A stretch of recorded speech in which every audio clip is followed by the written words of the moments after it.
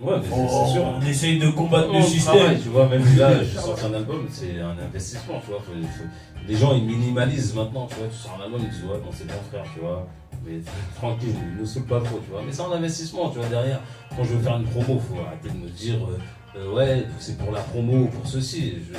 Je suis un artiste qui, je peux tenir un show, tu vois. Je veux dire, c'est pas, je suis pas un novice, donc ça veut dire que je peux te tenir un show ou faire quelque chose de concret. Donc il faut respecter les artistes, moi c'est surtout ça.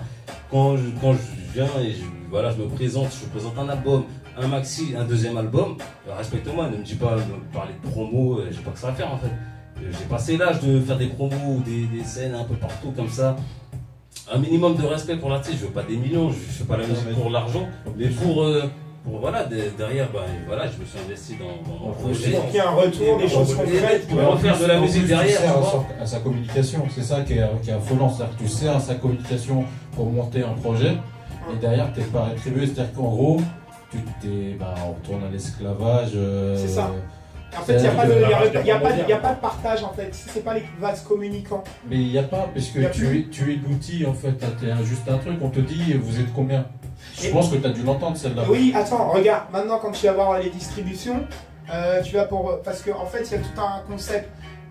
Il y a des artistes en fait que tu vois revenir, ils n'ont pas forcément d'argent, rien du tout, machin, mais ils sortent des albums, ils sont disques d'or. Alors ça fonctionne comment? Moi je vais te dire, les disques d'or c'est quoi? C'est de la mise en place. La mise en place c'est quoi? Quand tu es connecté par exemple avec un distributeur, le distributeur il te signe un papier, il dit ouais tu es distribué chez moi, tu vas voir la SPPF ou un autre groupe comme ça, il va te donner des subventions à hauteur de 25 000 € un peu plus.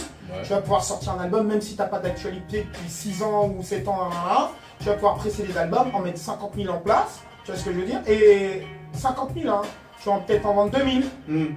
Mais derrière, quand on aura mis 50 000 en place, on va dire que t'es disque d'or. Ouais, d'accord. Voilà. Tu vois, donc tout est faussé. Et il y a des gens qui font des choses de qualité et qui sont là, qui sont sur le terrain. Moi, le maître mot, c'est surtout les gens qui charbonnent, qui sont là, qui sont sur le terrain et qui font les choses. On devrait les mettre un peu plus en avant. Et non, en fait, il y a des gens qui reviennent de nulle part, machin. En fait, je trouve que c'est la réalité du truc qui est faussée. C'est vraiment de nulle part, tu vois. Voilà, ils font pas de scène, ils font rien, ils arrivent là. J'ai rien contre les petits jeunes, hein, mais tu regardes MHD, voilà, il fait de l'afro-trap, il est arrivé, on est hop, tac, c'est passé, machin. Beaucoup de fois, il a charbonné, mais quand tu vas voir une distribution, elle dit ouais, tu lui dis ouais, j'aimerais bien rentrer en distribution avec toi, elle dit t'as combien de clics t'as combien de vues sur YouTube? Je dois le dire. C'est plus, on fait plus de la musique, on fait plus quelque chose, on propose. C'est plus genre tiens, je viens, je te propose, t'arrives avec ta bonne volonté, ton travail, ta réflexion, avec ton équipe. Viens, je te propose quelque chose de qualité. Non, ils regardent même pas la qualité. Non, ils s'en foutent. T'as combien de vues? Écoutez le projet, regarde, même Kerry James là. Kerry James là dernièrement, il s'est pris la tête, genre soi-disant avec Laurent Bruno. Il s'est pris la tête, pourquoi avec lui? Parce qu'il est arrivé, il a été voir, il lui a proposé son projet et Laurent Bruno il a dit mais non, on fait plus ça. En gros, il a dit t'es assis. Alors qu'il fait quelque chose de qualité. Tu sais, il y a des chœurs, les machins, c'est super bien arrangé, c'est de la belle musique. Ouais, mais c'est pas de l'afro-trap. En fait, c'est faux. On revient à une période vraiment triste de la musique, qui est la période vieille. Il est énervé avec l'afro-trap. Non, mais. Arrête, il est où Glo-Glo? C'était le même délire. C'est-à-dire qu'il y avait un beat qui était là, qui marche, et aujourd'hui, il n'y a plus dit. Enfin, c'est celui qui arrive à faire l'étincelle fait derrière tout. Parce qu'aujourd'hui, tu as de l'afro-trap qui arrive en confusion. C'est le principe des signatures tiroirs.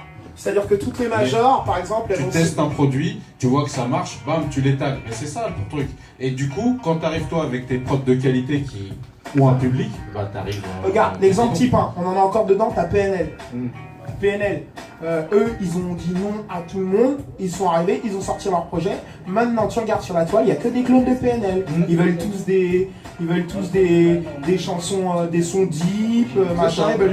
Tu vois, ils se laissent boucher les cheveux. C'est pas méchant, hein. Moi j'ai rien contre. Moi je respecte le boulot. Moi chez Kademo, son premier album, son premier scout, je l'ai mixé, c'est-à-dire que tu prends un style et tu le brûles jusqu'à que...